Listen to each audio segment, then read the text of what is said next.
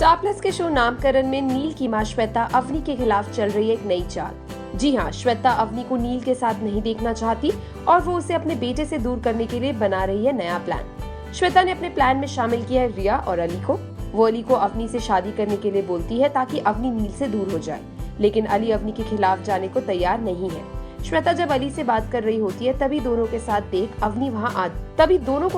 अवनी वहाँ आ जाती है। अवनी को देख श्वेता एकदम से बात चेंज कर देती है और वो कहने लगती है कि देखो अली का हाथ जल गया है, इसको दवाई लगानी है।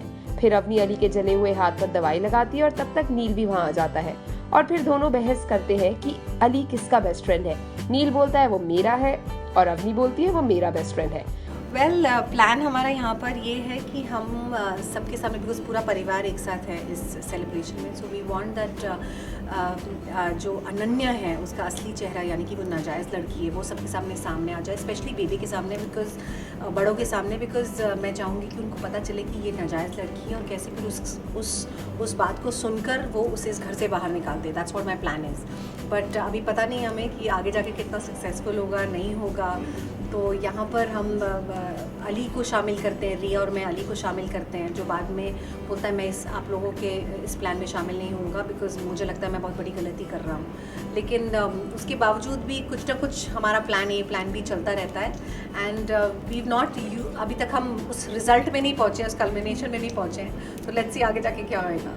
हाँ, वो तो करता ही है, लेकिन मुझे कहीं ना कहीं हमेशा से, बिकॉज सिचुएशंस ऐसी हुई हैं हमारी ज़िंदगी में, घना फैमिली की ज़िंदगी में, कि जब भी अनन्या मेरे सामने आई है और जब भी कोई मुश्किल या कोई सिचुएशन ऐसी हुई है, तो मुझे हमेशा से ये दिखता है कि अनन्या ने ही वो सब किया है और उसी की वजह से सारी चीज़ें हुई हैं। जैसे मंडप में अनन्या बैठ गई थी रिया की जगह, रिया से उसकी शादी होने वाली थी। So for me it is that she is doing this जानबूझ के कर रही है। वो चाहती है कि मेरे बेटे को छीन ले और वो चाहती है, कुछ तो है उसके दिमाग में जिसकी वजह से ये सब कर रही है, एंड वो मुझे बिल्कुल नहीं भा रहा है। Because I want to save my son and because she is a possessive mother, she is concerned.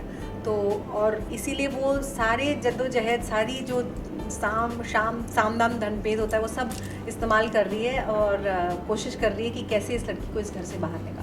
वैसे आज श्वेता ने अपनी एनिवर्सरी सेलिब्रेशन के लिए किया है खूब श्रृंगार और बताया अपने लुक के बारे में।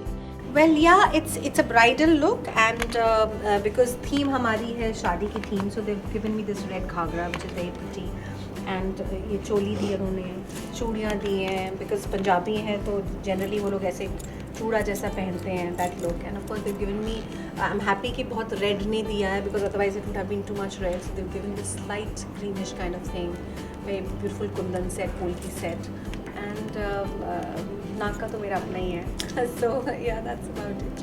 सबसे ज्यादा श्वेता को पसंद आया है गजरा, वो क्यों? चलिए जानते हैं श्वेता से।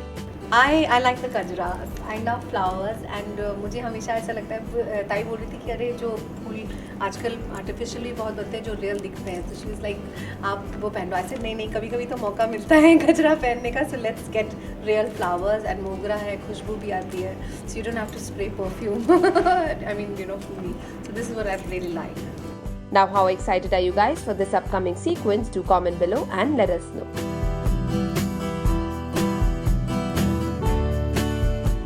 Hi, this is Nalini Negi and you watching me on India Forums. Thank you so much.